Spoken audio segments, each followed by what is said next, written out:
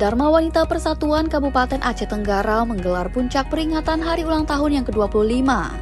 Bertempat di Oprum Sedakap, Kamis 19 Desember 2024. PJ Bupati Aceh Tenggara diwakili Sekretaris Daerah Yusrizal menyampaikan pengharapan agar anggota Dharma Wanita Persatuan Aceh Tenggara dapat menjadi tolok ukur dalam pembangunan keluarga teladan.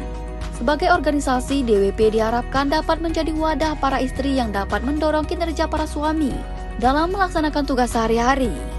Kepada para istri ASN atau PNS, pemerintah Kabupaten Tenggara yang tergabung dalam Dharma Wanita Persatuan diharapkan dapat terus memainkan perannya dengan baik sebagai pendamping para suami dan mitra strategis pemerintah kabupaten, serta partisipasinya dalam membangun keluarga dan masyarakat sepakat segenap yang sejahtera, berakhlak dan berbudaya.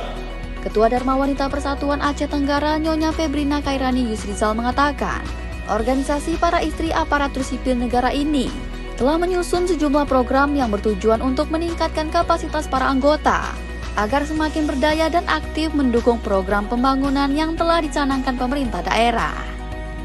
Menuju Indonesia Emas 2045, DWP akan terus berusaha membangun kapasitas perempuan Indonesia, terutama anggota dan keluarga besar ASN, agar semakin berdaya dan berperan aktif dalam berbagai sektor kehidupan.